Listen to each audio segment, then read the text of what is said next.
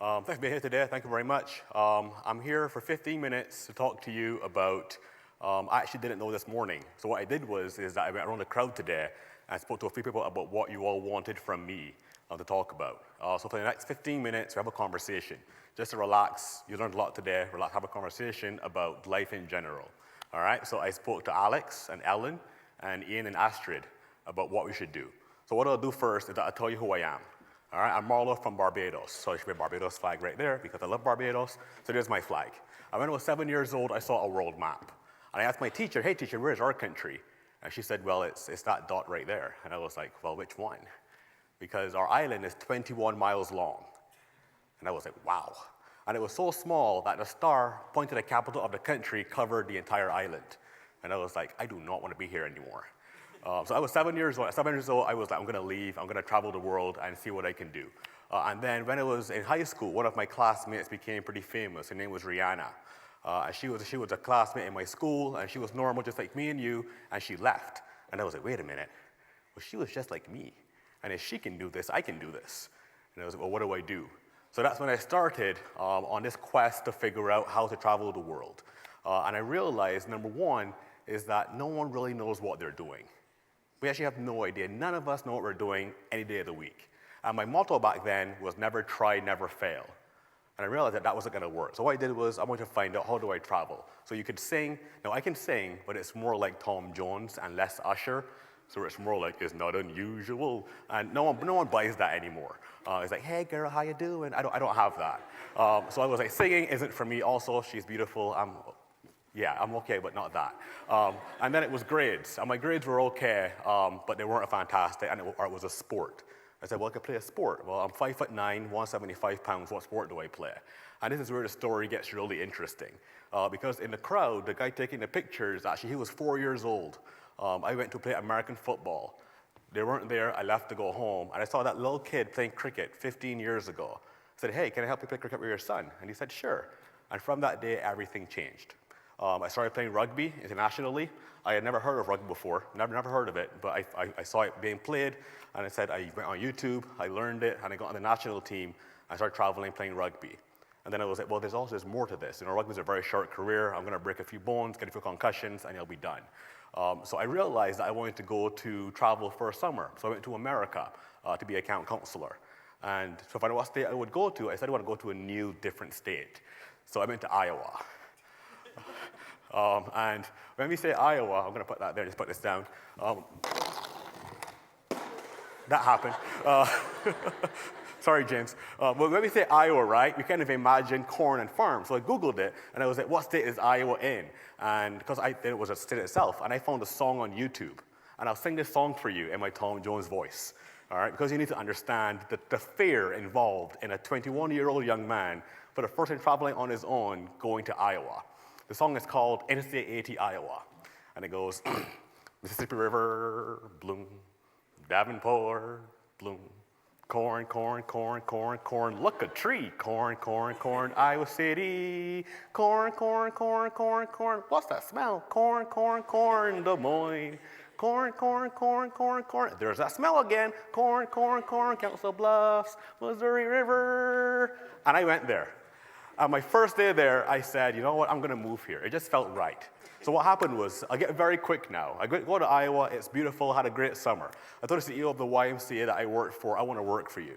He said, finish your degree, and when you're finished, call me. I said, that is not going to work. I went back to Barbados, finished my degree. And when I got my degree, I sold everything I had. All possessions, got all my money out of the bank, I bought a plane ticket. Next week, I flew to Iowa, went into his office. I said, Frank, you told me to call you when I get my degree. Well, here's my degree. I want to work for you, please. He said, what? I said, uh-huh. I have nothing left. I'm staying with my rugby coach that I play for in the summer, but I want to work for you. And he said, but this is not how it works. I was like, I know, I understand. Here's what I'll do. I'll volunteer for a month. And in that month, I'll be pretty good, and you'll find the money to hire me. He was like, this isn't going to work. I was like, that's okay. That's my risk. I'll do it. But to fast forward that story, a year later, I moved to Iowa to become a social worker. My degree was in economics, became a social worker. I was there for 7 years, had a great career helping young people. What I'll share with you after I tell you who I am is things I learned in working with young people in how do they define success, and how do we help them get there? And these things work for people all over the world. I traveled for a long time. I interviewed people all over the world, asking them, do these 5 things work for you?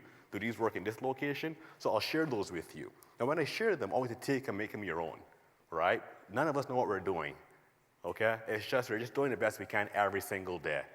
And we have our anxieties, we have our stress, we want to define happiness, and we want to work through fear. I'll just share those 5 things with you and do with them what you will. So I was in Iowa for a long time, great career, traveled a lot, and then I went back to Barbados.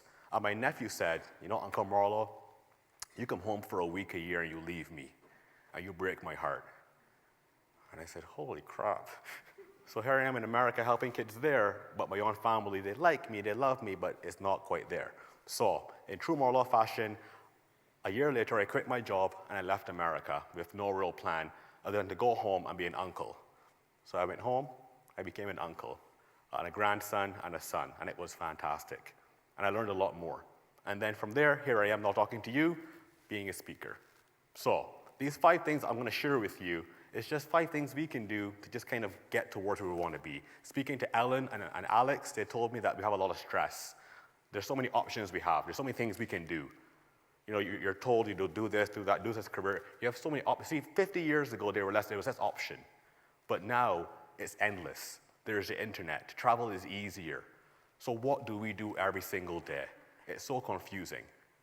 And how I've lived, if my heart said do it, I just did it. I didn't hurt people, I didn't hurt myself.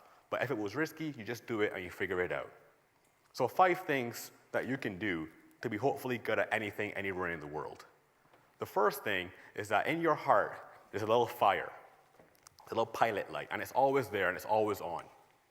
And part of our job is to find out why we're doing this, what we're doing here, and light that fire every single day. And we call it having a passion. You know, passion is a nice cliche word. It's passion, there's purpose. Well, as Ian said, life is about happiness being right now. It is here, purpose is here, happiness is here. It's not in the future, it's not over there. Because I can guarantee you, if it's over there, you're going to get that thing, and then all of a sudden there'll be something else over there then. If it's not here, it's not there either. So the first thing is understand why you were doing what you were doing.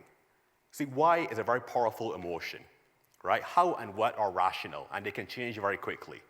But if you know why you're doing something, that will keep you going. So don't just do it because you're told to do it. Well, what do you got to do? You've got to get a job.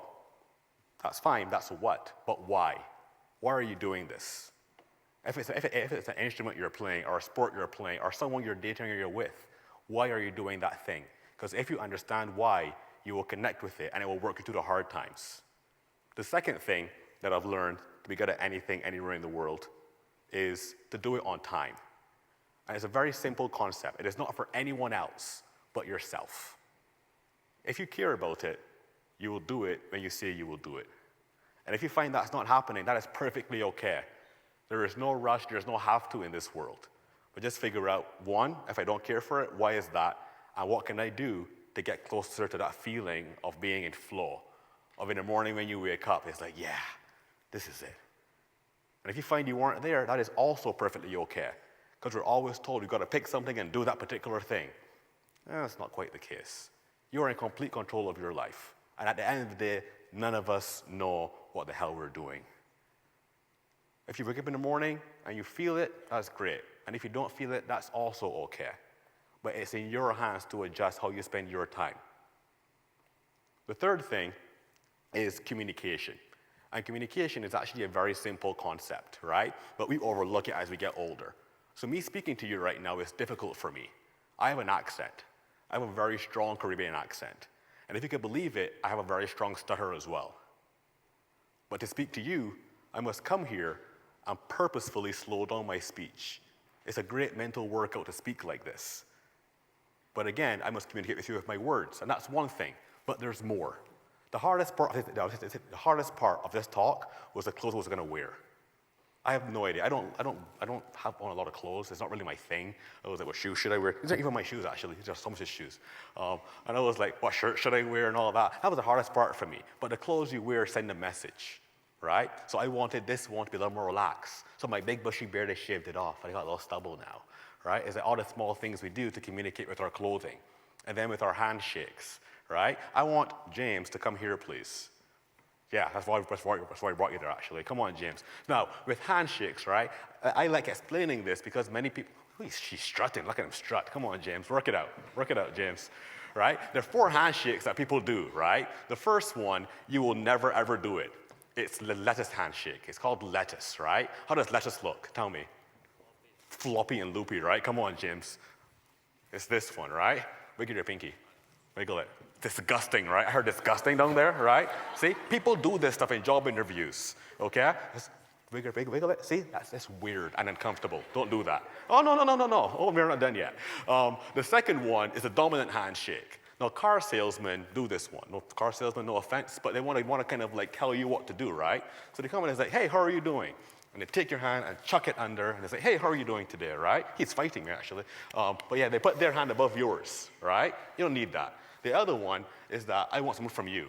And he's like, hey, how are you doing today? I'm going to go under. Hey, you're a big man. How are you doing? You okay? I need some money from you, right? You don't need that either. The last one is very, very simple. Now, a handshake is communication. It is the first time you will ever touch that person. You see them, you hear them, do it for everybody, but touch is very important. The first thing you ever touch them is a handshake. So come in there, you get the web in there, 2 pumps, and you're good. Because you go 4, 5, 6, 7, it starts getting weird now. It's an eye contact, James. See? You don't do that, right? You just come in there. What up, James? Thank you, man. Thanks for this opportunity, okay? Thank you. And that's it, right? Thank you, James. All right? So again, communication is very, very simple stuff, but we've got to think about it towards our day. Even when you get in an office, right? I spoke to this credit union once. I went to visit it, and I walked in, and the room and the lobby was dark, and the loan office was dark. And I was like, guys, this is not going to work. Like, I want to borrow money from you. I'm going to walk in and see that it's this dark building, like Batman's cave or something. It's like, am I going to get the loan? You don't want that. You want to set your environment as well, your physical environment, to be welcoming, right? Let light in. Have your pictures well set. Have lamps everywhere, like little feng shui plants, right? Communication is very important in the whole process.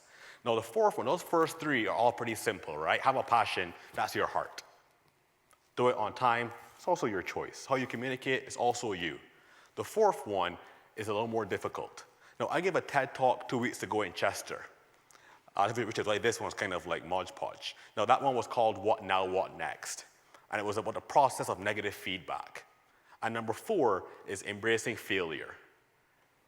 And failure is your friend. Failure is your gift. And we say that a lot. Now, I would encourage you to watch the other TED Talk because that explains the whole process of it. I don't have time for it today. But what I would tell you is that everything you are good at, everything you know right now, was once something you were terrible at. You're all in uni right now. You come here, when you go to a class, you're telling your professor, hey, professor, I don't know this thing. Please teach me. I am a failure in Math 101. Teach me this thing, please. Anyone here play an instrument? Anyone play an instrument here? Anybody? When you first picked it up, it was terrible. But you had a passion for it. You did it constantly. You asked for advice, and you failed constantly. Beautiful.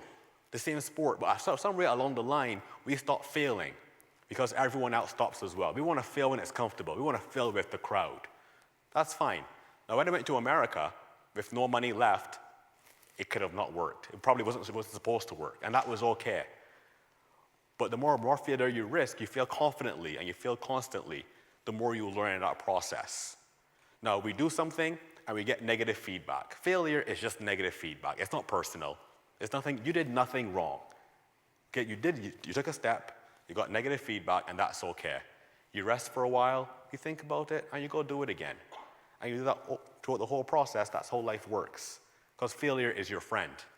And the last thing I will tell you is about asking questions. Because at some point, around 10 or 11 years old, we stop being curious about the world. We start being laughed at. Because you ask a silly question. So we become very quiet. We go into ourselves. When you don't know something, it is perfectly fine to just ask a question and figure it out. Just carry on from there. And the very last step that I don't include in this is gratitude. When you get what you want and you're struggling for self and the world makes you king for a day, go back and thank who was there for you throughout the process. One more time, I'll let you know, just to relax. Because none of us know what we're doing. We have our passions, things we care about. We want to achieve our goals and find success. Well, what is that? What is success? You define that for yourself. Don't look at anyone else. Wake up in the morning, decide that day what you want, and as Ian said, success is a process. It is not tomorrow. It is not 5 years when you pay your loan off. It is right now.